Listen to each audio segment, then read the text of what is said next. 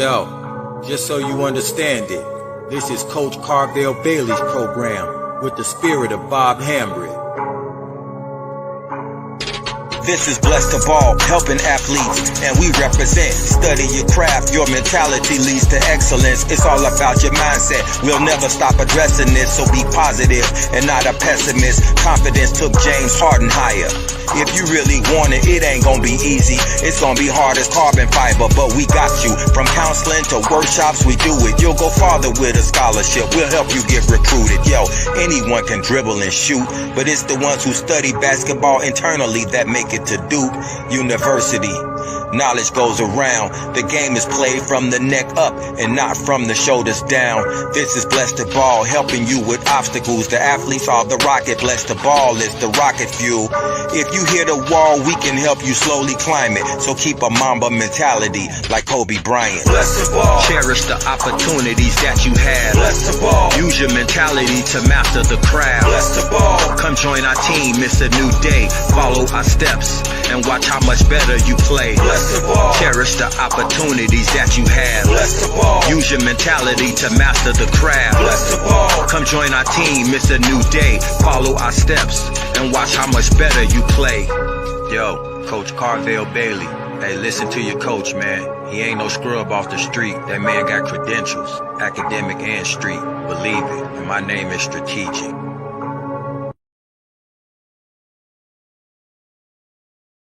Good evening, good evening, good evening. How you doing? This is Coach Carvel Bailey, and I want to welcome you to a special Christmas Eve edition of Life and Basketball, the podcast show. And so on this show, right, if this is your first time joining us, I want to welcome you. I want to welcome you to really the number one athletic and personal development show that's out here today. But on this show, we talk about how life and basketball are synergistic. And we always talk about how a little orange ball has oftentimes changed and or saved the lives of so many people. And on this show, we like to bring on athletes, former athletes, coaches, former coaches, officials, former officials, as well as those individuals that's just been instrumental in this game that we all love called basketball. And so on today, I want to bring back a veteran of the show, but also a veteran in this game that we call basketball. All right, but before I do, I'll let you know that the show is being sponsored by Blessed to Ball Consorting Group, LLC, as well as Understanding Life Through the Game of Basketball. You can go wherever books are sold, right? You can go to Amazon, you can go to Lulu, or you can just reach out to me if you want to purchase your book. But I'm not going to be any longer, right? I want to bring my guests out because we got a lot to talk about. We got a lot to catch up on in a little bit of time. And so this individual, again, is a veteran in his coaching game, but also a veteran just to the game of basketball, right? An amazing athlete himself. He understands student athletes, and he has been a winner. He's been a winner wherever he goes, right? And so I want to introduce to some and present to most, right? Mr. Chasing Greatness himself, Coach Andre Bell. Dre, how you doing, my brother? What's going on, Carvel? Man, how you doing? I'm doing amazing, man. Doing amazing. It's always a pleasure to have you with me, man, because I already know how this show is about to be, just with tons and tons of information, education, and jewels. So before we get started, man, I'm gonna just let you, right? Just introduce yourself to the people, and just let them know exactly, a little bit about who is Andre Bell, the person. We'll get into the coach. Well, I think in a nutshell, just a hard worker. I want to take advantage of every opportunity that was given to me, and using my upbringing and background for that, coming from the streets of Chicago, growing up in a tough environment, an area where everything was earned, not given. And just blue collared. I didn't come from where some coaches, no knock to nobody how they got in the game, but mine's had to come from hard work, earning a reputation, building a reputation, having a good name, and just want to do things the right way. I believe in working for a living. You got to put the work in to be good at what you love to do. And I just love basketball. It changed my life. The people I met in basketball is still a part of my life today, whether that's Coach Pat Smith for Hall of Fame and Mr. Eugene Henry from Chicago high school coach. And those guys opened the doors for me, and they're still in the corner with me as well. So, family driven. So just, I don't know, I'm just one of those guys who just believe work for a living, and help others. I believe I was put on this earth to serve and not be served. So what can I do to use the game of basketball to do what it did for me? And it changed my life. Now, everybody not going to come up from a tough background, but everybody got a way that they need people. And I feel like basketball is my ministry to do that for others. So just a hard work, dedicated to the game and to others, and try to put myself last and take care of other people. And I think everything else in this game of basketball will come for me when it's time. Okay. Man, you said a lot in a little bit of time, and I'm always taking notes. Right? And, if you are not taking notes, you probably definitely want to go get your pen and paper so that you can take notes on this show today. But, you talked about a couple things, Coach, and then we're going to get into it. But you spoke on it being earned, not given, right?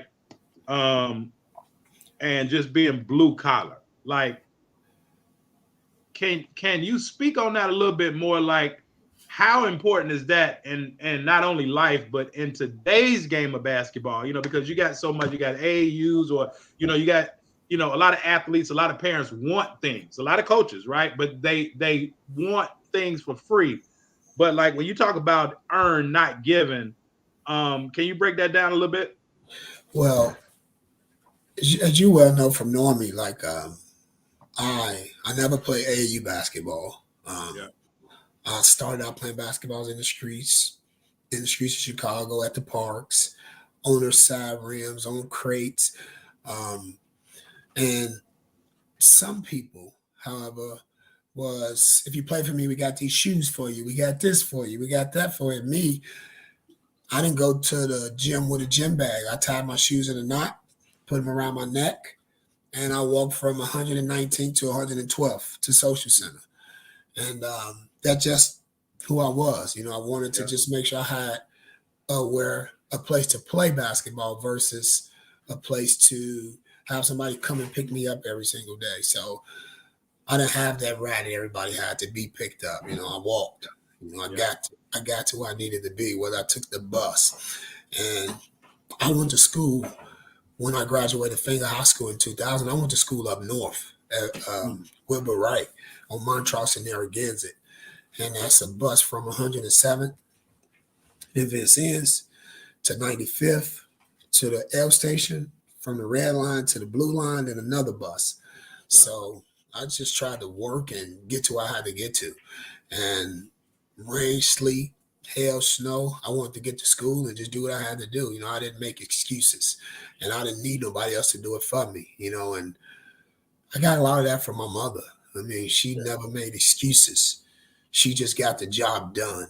And it wasn't about, well, if we had more money, or if you had more people around, if you had a father to tell you to do this and do that, it'd have been better for you. It didn't matter. I just was going to get it done. And some people had that, and I didn't. So I didn't want to use my lack of as a crutch. And I wanted to make sure I put myself in position to, just go at it. And whatever happened, whatever failures, whatever successes, I just kept working hard and never looked back for it. That's amazing, man. Now you talk about no excuses. How and things not being a crutch. You putting shoes around your neck, which is old school, right? You either put them over your shoulder, put them around your neck. You ain't even got a bag. you're walking 7 blocks to and from Social Center, which that within itself, we don't really have in today's climate, with athletes can, teenagers can go places and they can have an outlet, but then as you talked about, you getting on from the south side all the way to the tip of the north side of Chicago, almost where you in like Evanston, Skokie, right? Each and every day. And me, being a head coach at Truman College, I understand that up north travel. But as you said, like no excuses, rain, sleet, hail, snow, cold, hot, whatever. You had to, get on the bus, get on the train, get on another bus or another train, like not making excuses. And let's just jump right into it, man. How is excuses really hurting athletes of today? I feel like there's always a reason not to do.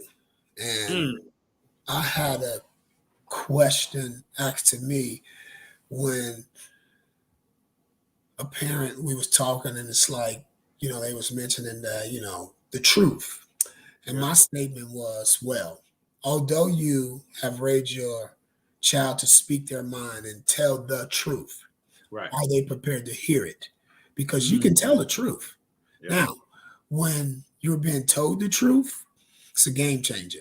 Because now when you got kids complaining about, well, we practice too long, or it's too hot, or just why and why not, just do it.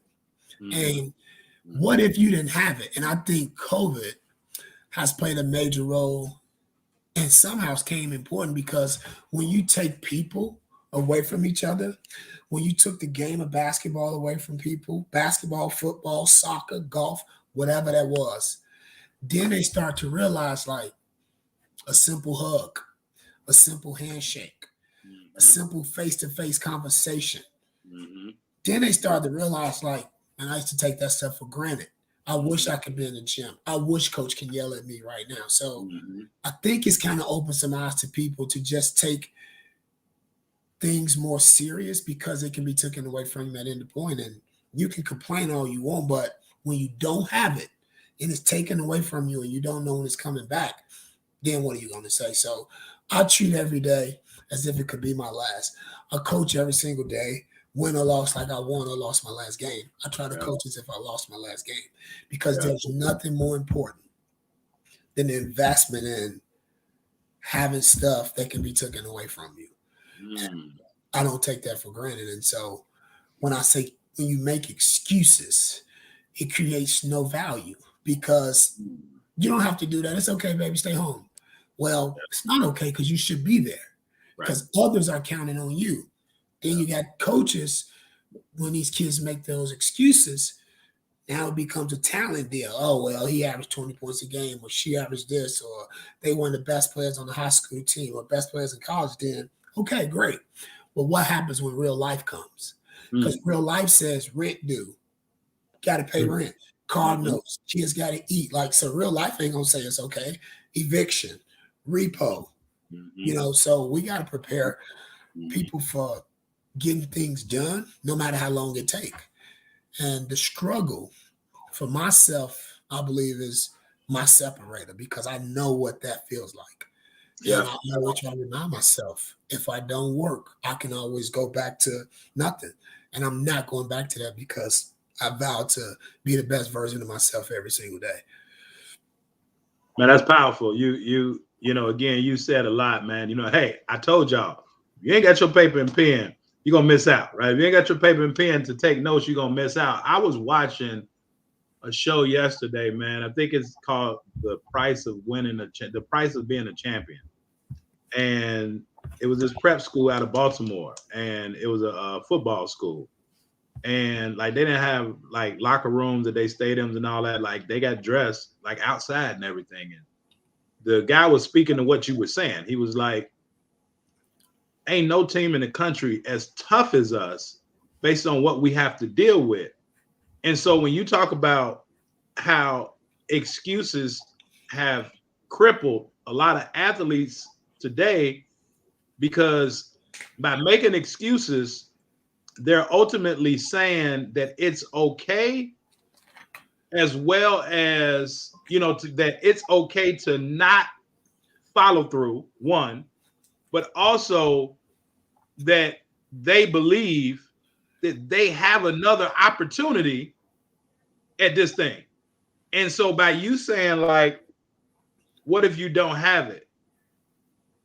And that's simple, yet it's so profound, because what we've seen over the last 2 years is a lot of people just haven't had it, even now, and I don't necessarily, I've already dated the broadcast Christmas Eve, but, here in Chicago, like, there are teams that are pulling out of Christmas tournaments because of, the uptick right now. And so a lot of people don't have it, right? They aren't going to, it's going to be some seniors that aren't going to have a chance to play in the Christmas tournament, but how much are they appreciating that last game that they played?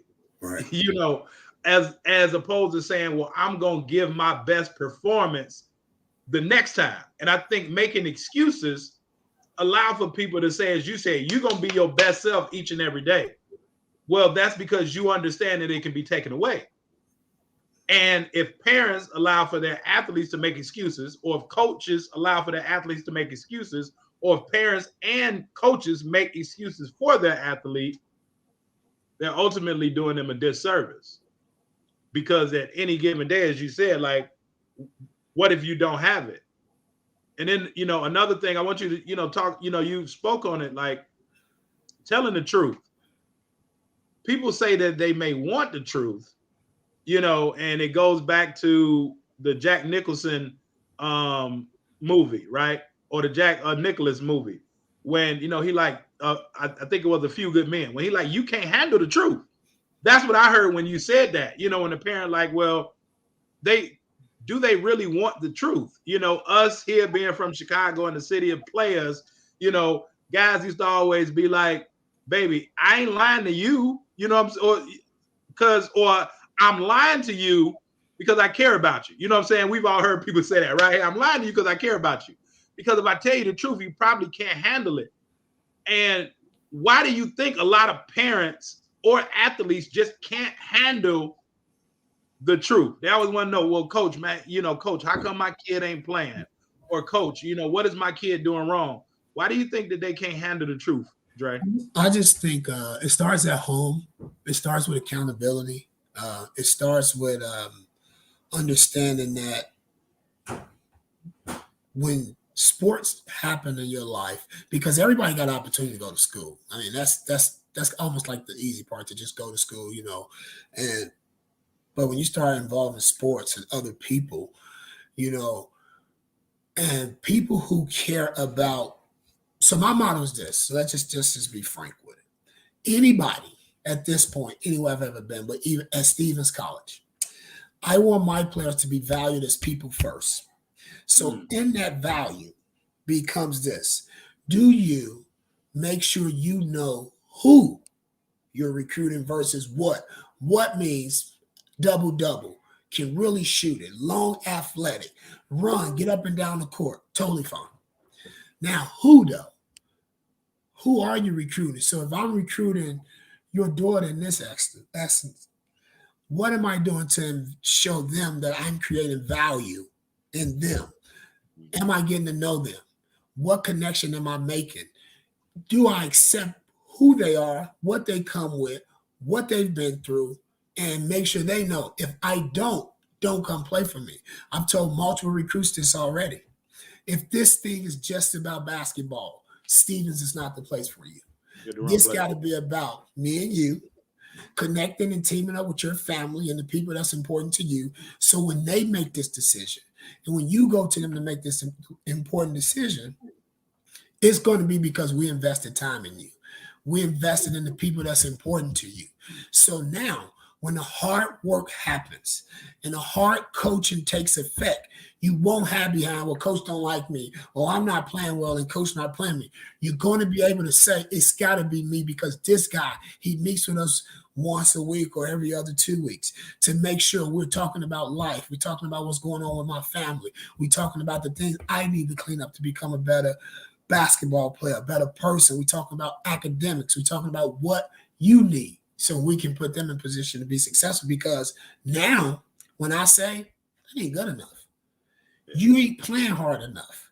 I show you every single day on film for practice and for games why these people play more, why you play less, but I'm also giving you a chance to see you're not competing hard enough. And I'm going to tell you that. And I'm not going to whisper it to you. Right. I may pull you to the side and say it. I may say it right there at the moment, but we're going to put it on the table, and it's up to you to take care of the business. And it's not ever going to be based off just talent. Right. I believe that in sports, for me, which is basketball is the connection. Now that we got the connection, I see, okay, this is somebody I identify with from a style of play, athleticism and talents and things of that nature. Now, do that person fit? What is the talent? Who is the person? What do they bring? Because when I recruit, I want to surround my coaches and my players with like-minded people who got those same values. And how do we instill them every single day?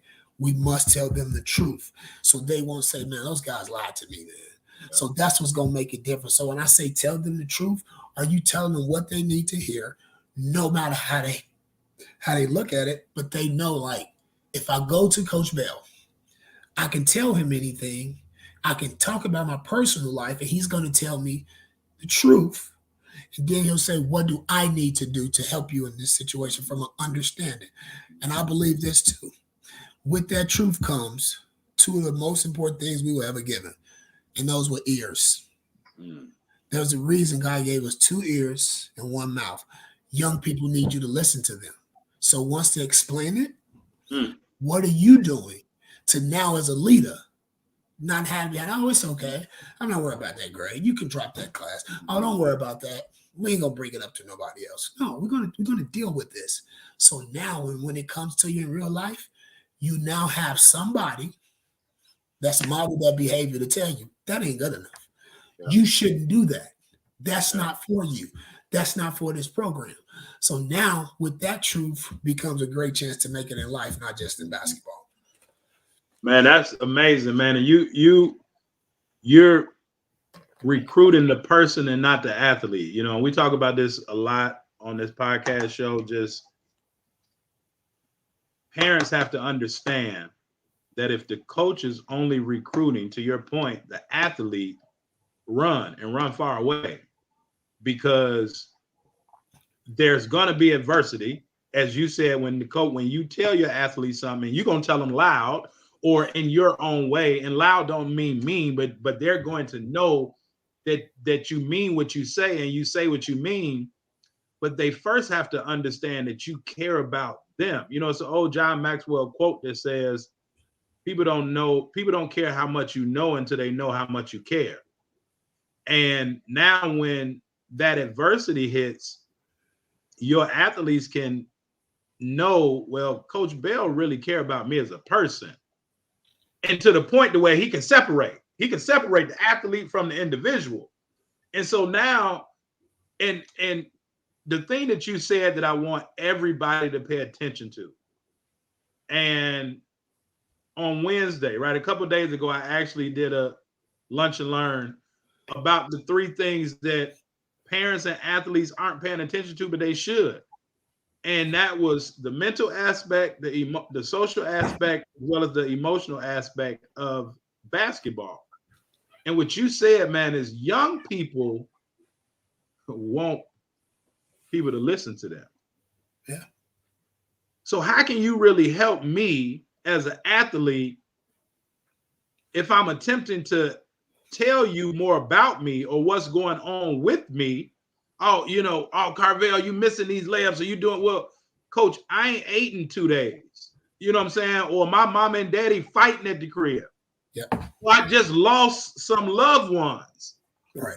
But if I can't come to you and be able to talk to you and know that you're going to listen to me as a person and not just focus on me as an athlete, man, I don't give a damn if you ate. I ain't worried about what happened at home, because there are some coaches like, don't bring your personal stuff in the gym. That's easy to say. Yeah, it is. But they carrying that with them like you carrying them shoes around your neck.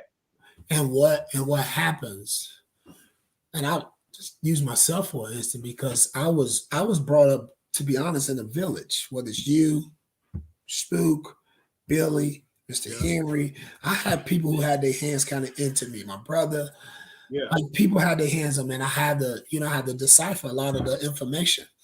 So when I was able to understand the why, when I knew the why, like, why are you sending me home? You hanging out here? Well, you don't need to be out here. It's not for you. Okay, go home. So when they know the why part of this deal, far as you have to go to class, you have to go to study hall. Why? Because basketball is only going to last so long. Absolutely. You're going to be a person longer than you're going to be a basketball player. So when the person takes over, did I, as a leader, prepare you for the rest of your life? Degree, truth, understanding, listen to you, get information. Because if you can tell me anything, I have now identified some better than relationship. It's a bond. Because you know, with all your family or your surrounding, and I can go to Coach Bell. I know exactly who I can call because I know what I'm looking for. These people are telling me I know what I'm going to get. I'm going to go talk to my buddies, and they're going to like, man, don't worry about that. You're going to be good. Coach Bell going to tell me, that's stupid. That's not it. Let's think about handling this way. Did you look at it from this version? It don't make mine always right, but I at least want to, if you're going to make a decision that could jeopardize a career, jeopardize a future or someone else, can I at least make you think for a second to say, should I do this? So can I buy that time with you to say, I don't know if I should do this? Can I give you a second thought theory to where you can say, no, let me think about this till tomorrow?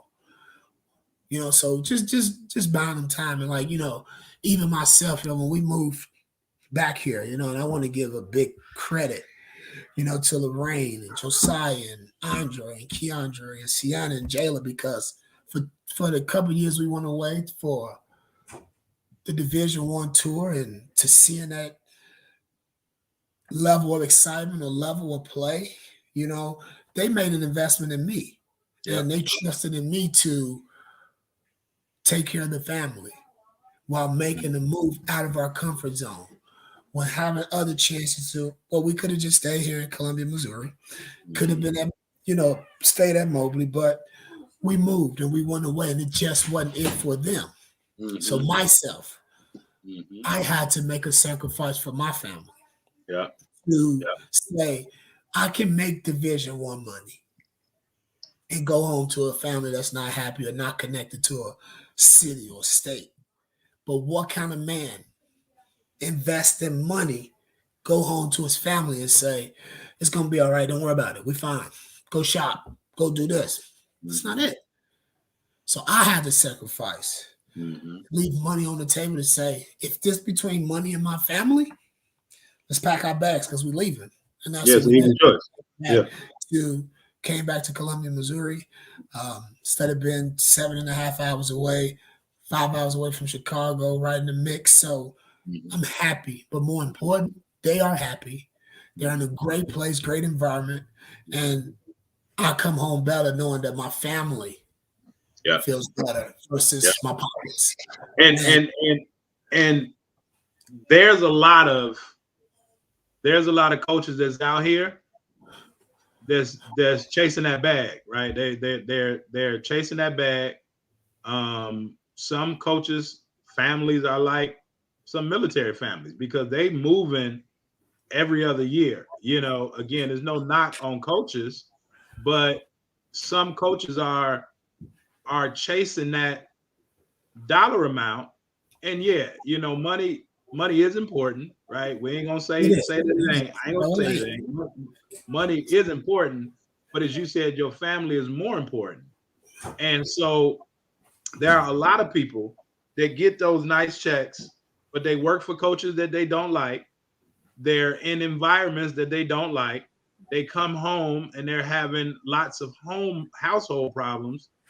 But then, so how does that parent expect for that coach to really be able to tap into their child if that coach can't really even tap into their own child or their own family?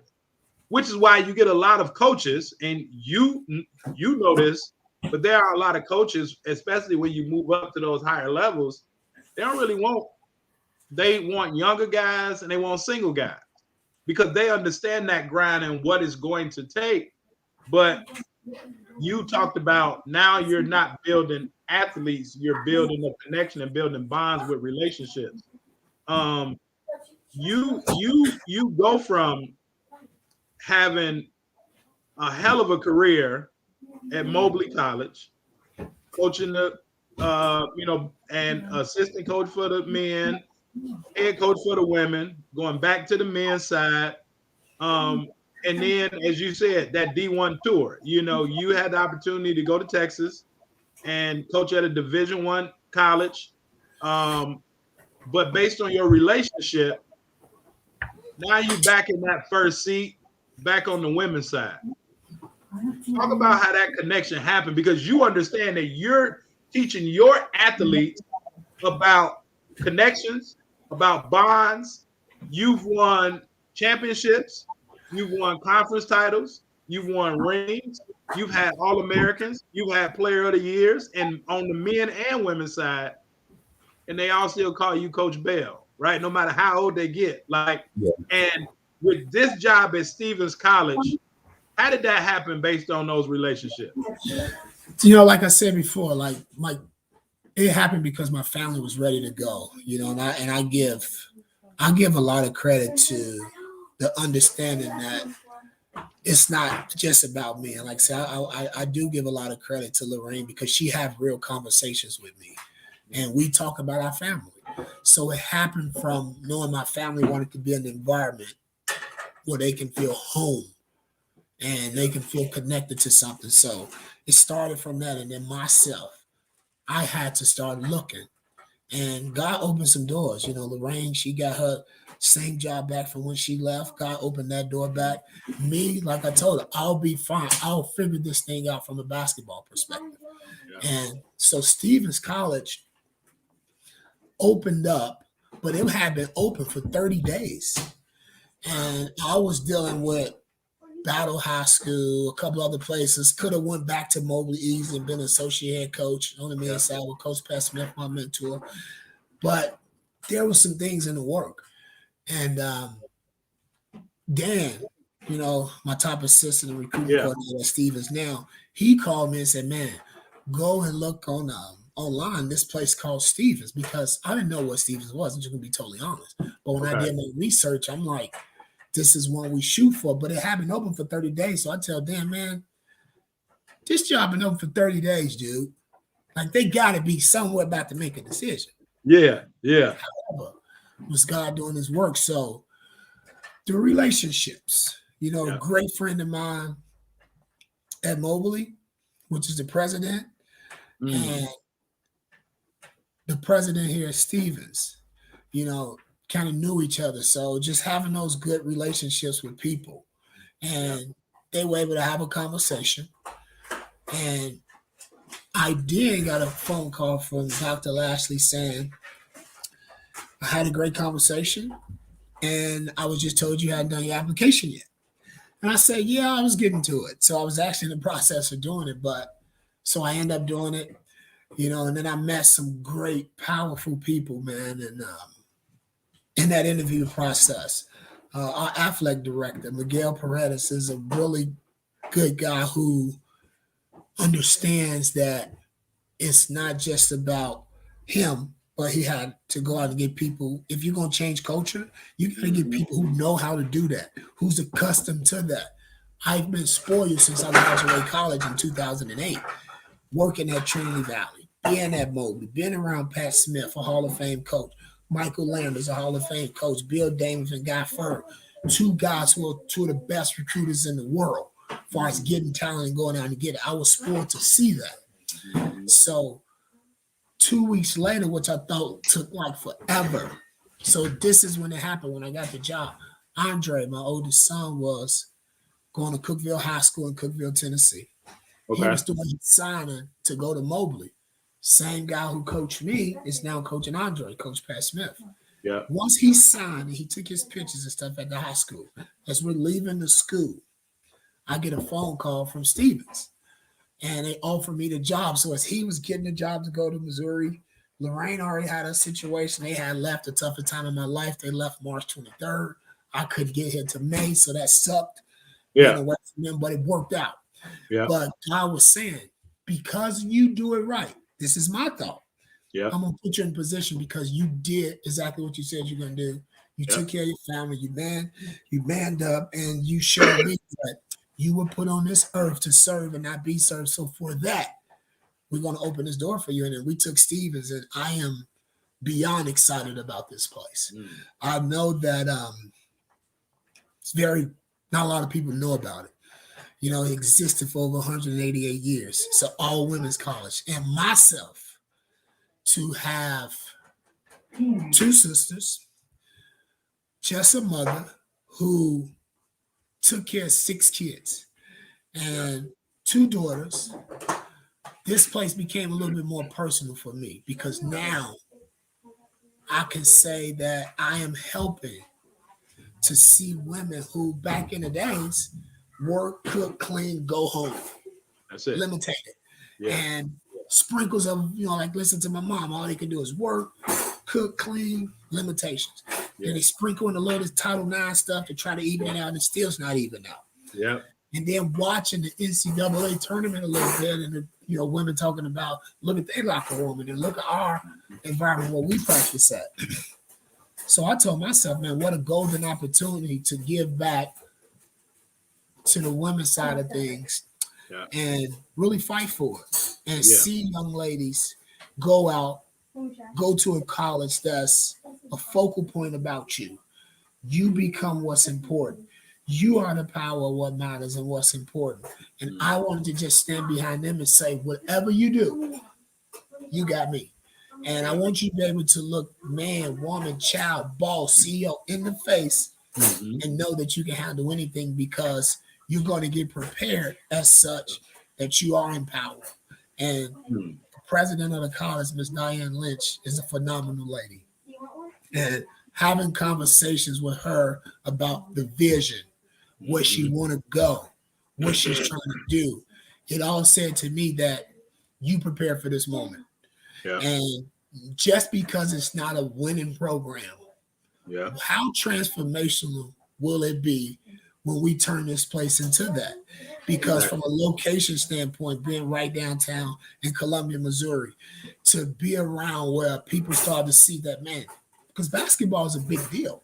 And once people start to put the road and all that stuff go up, and you start winning and getting accustomed to what you've been doing, it's going to be a place people want to be. And then it's like you go from recruiting to selecting. And now people are part of that because if you're selling just basketball and basketball is your ticket, I feel I have a competitive advantage because what is basketball? Yeah. Is that the only thing you got? Yeah. Is that all that you have to offer? You be a part of something that says right and true, values my child as a person first, and make sure that when this thing is done now, don't talk about being bigger than basketball, because when this thing happened for me, I got Sydney Flood, who's one of my assistant coaches, who I trained since she was in 7th grade. She's now on the coaching staff with me. Romika Wallace is a kid who was at Mobley when I was there coaching on the men's side. And I watched her. She was an All-American and came through and went to the University of Omaha, was All-American. And she called me, really wanted to get in coaching. She was a good kid when I was there. She's on my coaching staff. Coach Dan Sowu is my college teammate and the godfather of my 2 sons. Yeah. That's after basketball. When they didn't have nobody else pushing them in and letting them in, I brought them in because I want to be connected with people that care about me and will care about my players, that I can bring around my family and know that we're comfortable. That's that bond that you're talking about. And you know, I definitely, you know, I want to shout out Eric Saunders, man. You know, he definitely appreciates your dedication, Coach Dre. You know, wishes us both a Merry Christmas. You know, Raul Woodard, you know, thanks for your life experience and knowledge, man, on this forum, you know, all the way from the DMV, man. You know, the you know, the legend himself, Steve Alexander. You know, Steve, Coach Bell is at Stevens College, all It's women. Columbia, Missouri. Yeah. It's Columbia, Missouri. Yep. And you already know that Dre You used to ref me, so yeah. I was thinking with Mr. Henry. So yeah, it's in Columbia, Missouri. Yeah. So and if Dre can't make it out, you know, he got ears and eyes on, you know, to the streets, you know, me one, and you know, all over. But you know, I want to go back for a minute, Dre, because you know, you opened up talking about that you want things earned, not given, right? But there are you know, there are some people that might have just heard you, and you said that the president at Mobley, I believe, right, was good friends with the president now at Stevens College. They had a conversation. So some people may be like, man, well, like, you was given that job, but to your point, you earned that job based on your work history and your experience. Because if you didn't do a good job in Mobley with Coach Pat Smith or not, but if you didn't do a good job of instilling truth in your athletes, and again in Mobley, which is one of the top junior colleges in the country for years and decades, but from the men and women's side, you've shown how you can develop people, not just athletes. So you still earn the right for that president to get on the phone and say, hey, you almost would be a fool if you don't take a look at this guy, because he does it the right way and he's for you. You know, so I just want to, you know, I put my critic hat on, because I don't want somebody like, man, well, he was given that. I don't want to cut you off, but I'm going to cut you off on this one, because I'm okay with people saying it was given to me. Well, what was given to me was an opportunity that most people hadn't taken in life. When Coach Pat Smith said to me, do you want to come to Bemidji State in northern Minnesota and now go to Southwest Oklahoma? So Right. I took that opportunity to lead the streets of Chicago and take advantage of that. Because, however, I have watched some of my childhood friends grow up, not take advantage, that are very ultrally more talented than me. Yeah. So now this is something that I take really well. You know, I met a guy named John Pelfrey, played at the University of Kentucky, a guy who let Kristen Layton hit the shot when they played Duke. Yeah. And we started learning more about the mindset. And I believe that, knowing now what I do know, that the mindset is the greatest separator of individuals. It is a competitive advantage that I use because of my struggles, my upbringing. So when somebody can say to me, you was given this, I would like to say, put these shoes on, walk these bricks that I walk, and say, I don't want these shoes, because what you had to go through to get there, I don't know if I could have done that. Yeah. So I don't have somebody picking up phones or coached at these Division I universities, all these other people that's got these jobs, these AAU programs and things of that nature. I just use myself and just outwork people. Yeah. You know, when things start to happen and people see you care about others, they start to help you. Yeah. They start to say, you know what? That guy going somewhere. Maybe he can take this person with him. So me being from Chicago, you know, I see, you know, Dan laugh at me a lot of time. He say, man, a lot of these people talk about these Chicago guys and Chicago players and Chicago coaches, and sometimes you never get mentioned. I said, I can give two lessons about it. Yeah. Because if they knew me, they know me for who I am. They don't know me from basketball. Right. So you got all these big name guys that pop up and they're like, oh man, here's a stud. Let's interview him. Let's have him. And they're like, I got just as much done as those guys. Yeah. But I'm not boasting in if not more. I'm talking about the impact of others. Yeah. I'm talking about how many kids can pick up the phone and say, Coach Bell, I need you. Right. I don't have a situation. Can you point me in these spots? So I'm okay with people saying, well, if you knew the president and they knew them, then he was giving them. But what if I blow the opportunity? What if I blow the opportunity to have a good name and not make people willing to make those phone calls, or not make people willing to sacrifice the chance to say, I'm going to vouch for you because I know you're going to do the right thing. So nothing was given. It had to be earned. Exactly. And that was why I wanted to pose that, like I said, put the credit on for those people. But talk about, man, when you said put yourself last, right? So what a lot of people don't understand is great leaders lead from behind, right? Yeah. You know, people think that leaders lead from the front.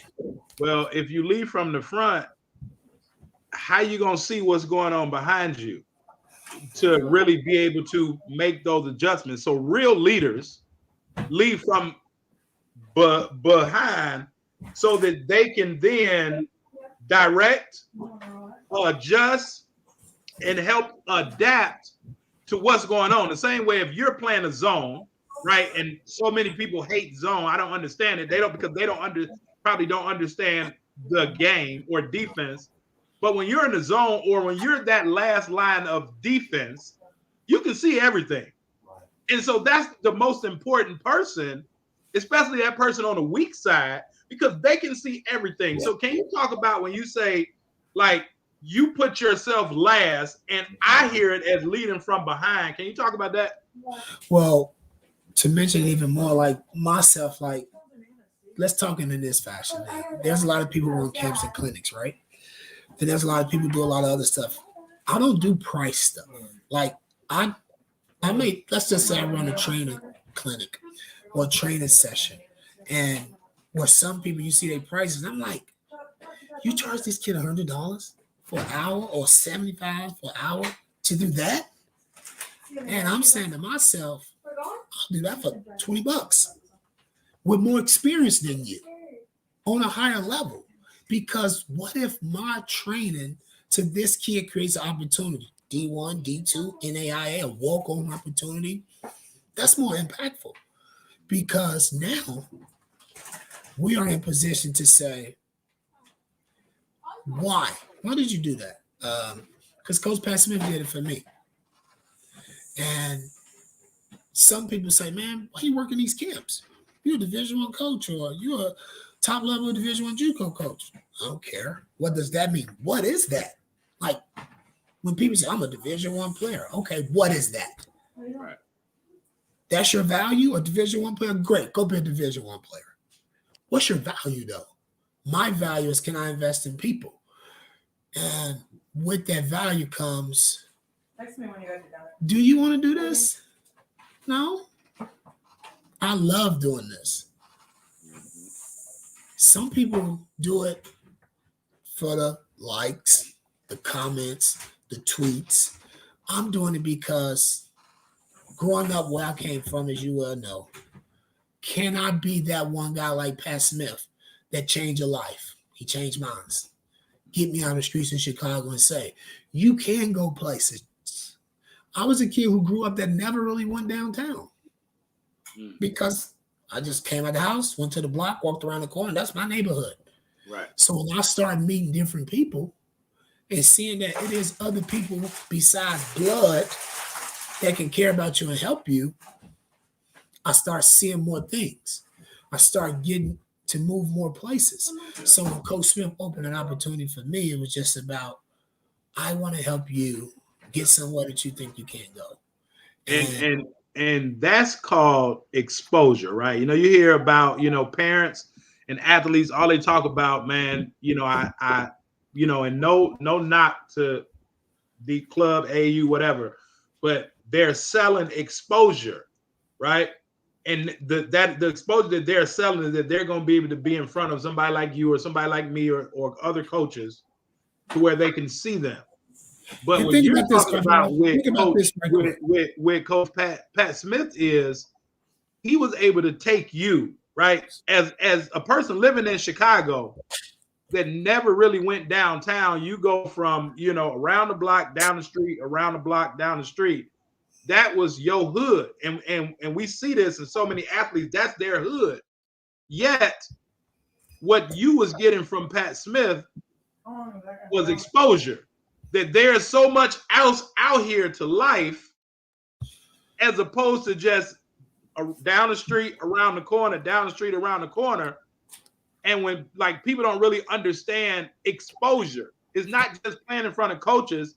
It's and yeah, you may go to different states and things, but are you really taking that in, or are you just going to different states to go in a hotel and swim again? It ain't no knock, but the exposure is what breeds success in most people, and you are a testament to that.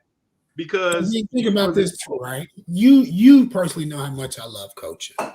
So when I used to work 5-star camps for 10 hours a day, and Tone come to me and say, I need a favor out of you. What's that? I don't need you coaching this week. I need somebody to man that dorm and make sure authority and accountability is taken care of. And I say, whatever we got to do to make this thing work. Yeah. So I just believe when you do stuff like that, those are those phone calls when people say, man, I know this guy recruited all these players and he's had all the merit because they won all the championships. Who is he, though? Yeah. A selfless person. Yeah. Do whatever it takes for the team to win. Want to help others, see others succeed. So that's the type of stuff that people may say, I want my kid to be a part of. Mm-hmm. Because that's a value that says, when it all boils down to it, who you are, how you treat people, they're going to remember that. Because money, however, there's not a number for nobody. Right. Because why you just can't be 1,000 that constantly have money? You want to be a millionaire. A millionaire probably want to be a billionaire. But what happens when they say, man, he's a millionaire, he's a complete jerk. I would never want to be around that guy with no part of this. However, it's others' opinions. I just want people to say, because when I leave this earth, I want people to say, I want to help you because your dad, you know my dad? Yeah, your dad helped so many other people. And if you ever need anything, you can call on me. Here's my number because of the way I took care of others. And nothing's perfect, but I at least want to give people a shot. I want to give people a chance to see that when I didn't have a chance, somebody gave me one. So why not return the favor? Right. And I think that's what becomes more important. And that's why I really like it here at Stevens, because it's really about the student and more importantly, the woman. But the vision here means learn, grow, get better, even through failure. That's my philosophy. I want my players to learn, grow, and get better, even through failure. Because everybody loves success. Everybody raise their hand when you say, who want to win? Everybody wants to win, but do they know how? Right. And with that, you want to make sure you get impact. And now that I'm back here, I get to coach in one of the best AAU programs, which is Phenom basketball in Missouri. And I'm able to be around people that is trying to help others. I got a really good friend, Greg Loxton and, Dennis and, Mike Jackson and those guys who are just good people. And what are we doing now to help this group go out and be successful? And because they got their own name. I mean, you take a guy like, that love the game of basketball, but also is using it to help impact lives. I think that person's going to last longer than people who do it for money, because most people in this business that do it for money, there's some attached to it. And then there's cheating, and then there's other things. And then when those things happen and they get the negative publicity, they sorry they got caught. They're not sorry for what they did to the game of basketball, leaving those marks on it. So I just want to impact. They're only sorry that they got caught, but that what you're talking about is value, right? Being valuable. And so I always tell athletes, and I always talk to parents, one of my personal life coaches, right, always talks about what's your PVL, right? What's your personal value level? And if there are a lot of athletes that don't really understand their personal value level, they really don't understand what value I bring. You may not even play, but you're on this team, you're part of this program because you're valuable. Yeah. Right? And us as coaches, it's our job to not only coach the game of basketball and help them develop, but to be able to help athletes and young people uncover and understand how you're valuable in this situation. Now, how you're valuable in this situation, you may not be as valuable in another situation, but there's something else about you that can bring value there. But we have to help athletes understand that personal value level, and then they will be accepted almost any place that they go, because they'll be able to understand, okay, well, this is what I can bring, this is what I can do. And, you know, there are a lot of adults that don't really understand their value. And so therefore, a lot of athletes are really just seen as commodities almost. Like, okay, you know, like guards come a dime a dozen, right? You don't want to be a commodity. You want to be something of value, where somebody like, I need this, I have to have this. This is going to help me and my program or my team or my class or my family be better about what I bring to them, that value. And so I think that a lot of parents, a lot of athletes, a lot of coaches have to really start focusing on value. But you have to have some values in order to understand how to bring your value. But Dre, can you talk about, man, because you dropped it on us and you moved past it. And so I always talk about there's a difference in a recruitable kid and a place kid, right? And so a recruitable kid is me going out to tournaments, just watching. And now I'm just looking at that athlete, not just that person, but a placed athlete. Somebody called me, same way that the presidents talked, right? And so that person has still earned the right, as you said, the opportunity to have that phone call about them. But I feel much better. I felt much better as a coach when I can get this individual that I'm just recruiting, but this individual that was placed with me. So now when that hard coaching comes up and that adversity comes up, this person is going to fall by the wayside, probably quit, coach don't like me, whatever. But now I can get on the phone and say, hey, Dre, man, remember you called me about, you know, Keandre or whatever, like he ain't going to class. She ain't doing, you know, can you not help me with that person?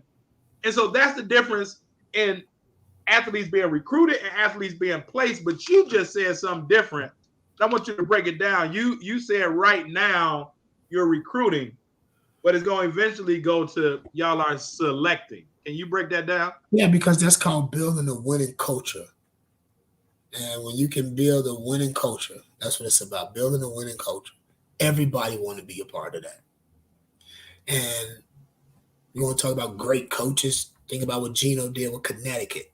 He went from just busting his butt, recruit, to now he can go out and say, I want that, and they get it, because everybody want to be a part of winning, but he got a culture there too.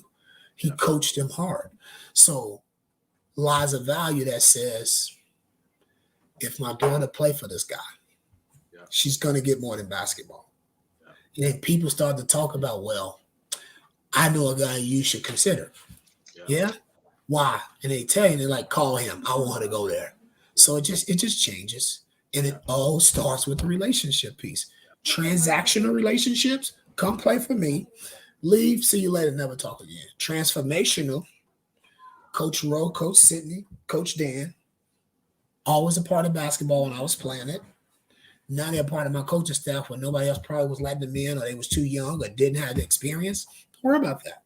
Come here and I'll let you fail for me while I help you do it. So when we recruit and we go out, and I don't need the credit because I know I can recruit. It's going to go to them because I'm telling them, you tell me who we need to go get. Let all of us evaluate this opportunity, and then we'll go out and get what's best for our program, because that's what's going to matter, you know. And like I said, I know it's Christmas Eve, and I know we all got to get to our family. So, you know, I just want to make sure people understand this. Value players as people first. The coaching takes effect when they know they got somebody they can count on. The basketball connects us. It don't make or break us if we win or lose. It make or break us when kids have a bad experience because of a lack of leadership. And if I have to be a good leader and expose myself and be vulnerable to my players about my life personally and tell them what's going on with me, it makes them easy to tell me what's going on with them, because now we have a connection. We have both accepted each other for who we are, what we come with. And now when I say, I'm jumping off this bridge, you coming. You got 15 people behind me jumping. Coach, I'm going first. It's a race because we all connected, because we know we care about each other. Yeah. That's the most important part. Because think about this, like I said, money, there's not a number. Winning is a result. If you're result driven, you're never going to be satisfied. Process driven, however, mean you're going to continuously chasing, like I tell you all the time, chasing greatness. It'll never get old. And when I'm done with that, I'm still going to put myself in a position where now the family has benefited because of a connection to basketball, and we've all taken care of each other and other people. So when I look at myself as a coach, I want people to say, yeah, they won. But, man, I'm just telling you, man, that dude impact lives. Yeah. From that, we'll win, because the best player is going to say, I ain't got to put up with that crap. I'm going to play for coach. Right. Know regardless where he's at, if it's a D1, if it's an NAIA, Division II, Division III, JUCO, it really don't matter, because, and athletes and parents should understand this too, right? It's not just the name on the front, right? It's the individual that's behind that program, that's leading that program, and if they really care about you. But what I heard you say, right, as we get ready to close out, is everything I heard you talk about. If it's jumping off that bridge, if it's results driven, transactional versus transformational, those are all things that deals with delayed gratification, right? There are a lot of people that, the microwave generation, they just want it now. But the real success isn't always right away. It's in that delayed gratification. Okay, Coach Dre said that we need to jump, right? I don't really know why we jumping. But once we land, I can get that delayed gratification once we land, right? After the season is over, a lot of times is when athletes really see, man, we had something special. But a lot of people don't have the patience to deal with what's coming as a result of what you're doing right here. Right. And so as long as you're doing the right thing along the way, it may not show up right away. So to you parents, right? If as long as your athlete keeps working in the classroom, keeps working on the court, right? Keeps working on themselves personally and individually, it will pay off in the end. But a lot of times, a lot of parents be like, oh, well, my kid play with, like, this person got some offers, or they doing this. Or it will come as long as you stay consistent. That delayed gratification will come. And man, listen, and you talk about winning, like they had y'all pick 10th, right? As we get ready to close, winning, we are in a results business. It's either wins or losses. That ain't no gray area, right? It's either wins or losses. You lose too much, they may fire you. But that's why you gotta have them golden handcuffs, which is about taking care of people. Because now it's like, okay, well, maybe coach just had a bad year. Maybe it was a bad group. Maybe it was things going on. But we know at the end of the day, this is a good person. But you ultimately do want to win, because you're coaching to help people, but you want to help them people win too, right? But y'all was picked last or 10th in the conference. Y'all are currently 2-0, tied for first place. Like, talk about, as we get ready to close out, Dre, like, talk about how it makes you feel to prove people wrong. You that guy from the south side of Chicago, you ain't had no book bag. You went to junior college, and then you went to a school way up in Minnesota, maybe people didn't hear about. You coached on a JUCO level, but again, you won. How empowering is it and rewarding is it to just keep proving people wrong? I just think this. and I'll end with saying this. Even with proving people wrong, so to speak, it just don't matter because it's other people's opinion.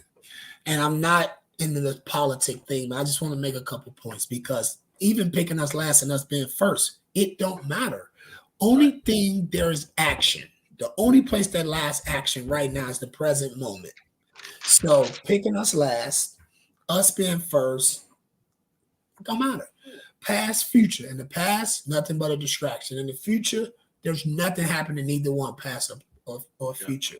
In the present moment, what am I doing to work hard every single day? Leader, coaching my coaches, coaching my players, pushing them forward to understanding that the top and the bottom is not far away. So what are we going to do every single day? We have to put the work in. Now, people have said this. Donald Trump will win the presidency. He did. Biden did. Not into politics. They said last year the Lakers will win the championship. They did. Oh, I know who's going to do it. Brooklyn got it for sure. They did. Milwaukee did it. At the end of the day, it's just other people's opinion. So whether I'm proving people wrong, if that's how people look at it, I just look at it this way. I'm going to put the work in and let the results of me putting the work in every single day show when it's time to perform, show when it's time to coach. If I fail, however, I've been there too, so I'm comfortable there too. I've won before, so I'm comfortable there too. Every single day, I'm trying to be the best version. So we like where we at right now. I'm not satisfied because that don't matter. We're going to work to be one of the best teams in the country for years to come, and that's the only thing that's going to matter. And we're going to push forward and keep moving forward. And when it's all said and done now, when we do what we do, we like being at the top. We got a month and a half to recruit. So we didn't have a lot of time to do a lot of different things. We just put in the work, Carvel. And I'm going to grind this thing out, and I'm going to just do what I do best. I'm going to try to outwork people every single day. And I'm going to instill that mentality into my team, into my coaches, that let everybody have all this talent. Let everybody be the best team in the league. We just got to put the work in. Because even at Mobley, when we had undefeated seasons, through our conference and districts and things of that nature, we never talked about the record. Next game. You ask my team right now, hey, what's the biggest game? The next game. Yeah, the next one. Why is this a big game? Because it's the next game. So, I just want to end by saying, I'm thankful. I'm always blessed to get with you and always encourage people to read your books or follow you and understand and see what you got going on, because I know what you're doing is bigger than just for you. It's to help others like myself or programs or things of that nature. But I am going to use my hard work and my taking care of people to carry me the rest of the way. And when I'm done with this thing for us coaching, I'll be happy because I know people will be able to say, man, he took care of people. And that's going to take care of me the rest of my life. So I'm always thankful for you and your program. And we're happy to be here. Stevens College, where you're being valued as a person first matters, top priority, and learn, grow, and get better even through failure, because we're going to be there with you no matter what. And I talk about good days, bad days, some days better than other. We're going to be there for you. And if you want to be a part of something right and true, we feel like we got that. But we're not going to let you be a part of a program that says basketball and let's win. No, life, let's win. And let's connect through basketball. So I do appreciate you, and thanks for taking this time, and, appreciate people who was listening. But, I would encourage people to support Carvel because I think he values the right things and helping others, and that's what it's about, and that's what we value. So I do appreciate you, and like Merry Christmas to everybody out there. I wish you all just be safe. Keep prayers and families in mind that it's not going to be around for Christmas and New Year's because of sickness, because of this pandemic we're dealing through, and just hold on. Yeah. Because like Alexis Williams said on my team when I first met her and she got on campus, she wrote a sticky note on my desk that said, just because today wasn't a good day, don't mean tomorrow won't be, coach. And I look at that every single day on my desk, and I just think that's important. So I just want to thank everybody and tell them Merry Christmas and be safe. Yeah, man, I definitely appreciate you. You know, as I say, you're a vet to the show, man. I love having you, man. You know, love you like a brother. You already know that, man. You know, we push each other to continue to be better. You know, for those, parents that have, women athletes, basketball players. And I get people all the time like, do you just work with males or men? No, I work with people, right? Basketball players. But if you want your kid to be in a program that cares about them, and a place in which they can grow, you definitely want to reach out to Coach Bell. Dre, how can they get in contact with you?